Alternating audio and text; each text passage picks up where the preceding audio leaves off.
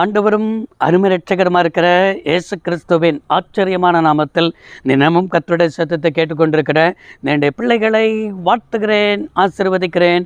நீங்கள் ஆசீர்வதிக்கப்பட்டவர்கள். இந்த நாளிலும் கூட கர்த்தர் உங்களை பார்த்து சொல்கிற ஒரு வார்த்தை, உன் மன விருப்பம் இன்று உனக்கு செய்வேன்னு வாக்கு பண்ணுகிறார். நம்முடைய தேவன் எப்படிப்பட்ட தேவன் தெரியுமா?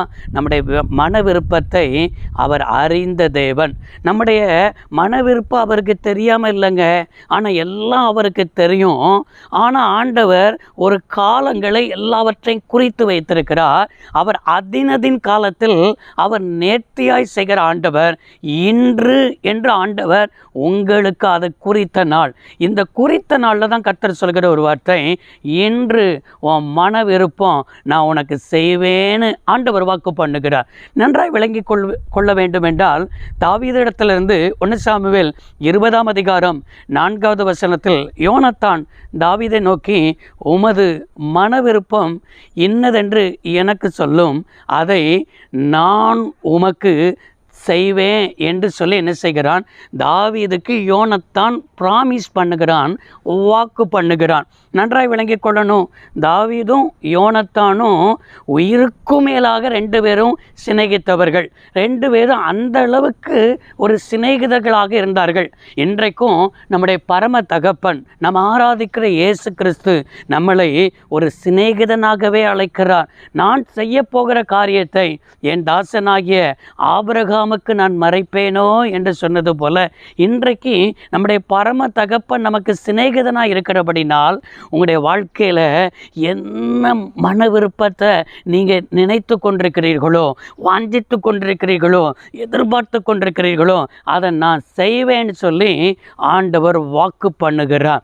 யோனத்தான் அதை தான் செஞ்சான். பாருங்க, இந்த 20ஆம் அதிகாரம் என்று சொன்னாலே 1 சாமுவேல் 20ஆம் அதிகாரத்தில் தாவீதுடைய வாழ்க்கையில் அவ்வளவு நெருக்கம்.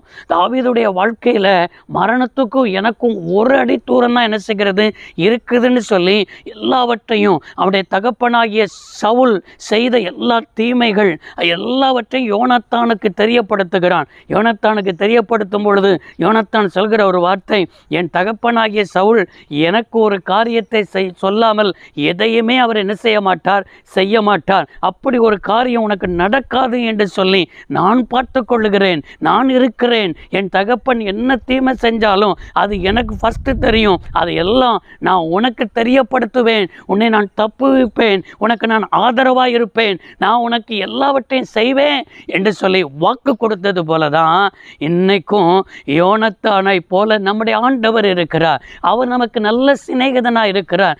எல்லாம் நடக்கிற தீமைகள், சவுல் கொண்டு வருகிற தீமைகள், சவுல் யாருக்கு அடையாளமாக இருக்கிறான் என்றால் சத்துருவுக்கு அடையாளமாக இருக்கிறான். அவன் செய்கிற தீமையெல்லாம், சத்துரு வைத்திருக்கிற திட்டங்கள் எல்லாம், சத்துரு வைத்திருக்கிற மறைவான கண்ணிகளை எல்லாம் நம்முடைய தேவன் நமக்கு வெளிப்படுத்துவார். அதனால் சோர்ந்து போகாதீங்க. கர்த்தர் நம்ம கூட தான் இருக்கிறார். அவர் நமக்குள்ள தான் வாசம் பண்ணுகிறார். எனவே இன்றைக்கு எல்லா தீமைக்கு விளக்குவார், நாசமோசங்களுக்கு விளக்குவார். உங்களுக்கு வர வேண்டிய ஆசீர்வாதத்தை இந்த நாளில் தந்து உடைய மன விருப்பம் இன்றைக்கு நிறைவேறும் என்பதை கர்த்தர் வாக்கு பண்ணியிருக்கிறார். இந்த வார்த்தையை எத்தனை பேர் விசுவாசிக்கிறீங்களோ அத்தனை பேர் ஆமேன் என்று சொல்லுங்கள். அப்படியே கர்த்தர் நிறைவேற்ற வல்லமை உள்ளவர். ஜெபிப்போம். சர்வ வல்லமையுள்ள தேவமே, இந்த வார்த்தையின்படியே பிள்ளையுடைய மன விருப்பங்கள் நிறைவேறட்டும் என்று ஆசீர்வதிக்கிறோம். யோனத்தானுக்கு ஆண்டவரை முன்னடையாளமாய் எங்கள் ஆண்டவராக இருக்கிற இயேசு இருக்கிறேன். அப்படியே யோனத்தான் எல்லாவற்றையும் தாவீதுக்கு அறிவித்தது போல இன்றைக்கு எங்களுக்கும் எல்லாவற்றையும் அறிவித்து என்னுடைய மன விருப்பங்களை நிறைவேற்றுவதற்காய் நன்றி. இயேசுவின் நாமத்தில் வேண்டி கேட்கிறோம் நல்ல பிதாவே, ஆமென். கர்த்தர் உங்களை ஆசீர்வதிப்பாராக. God bless you all.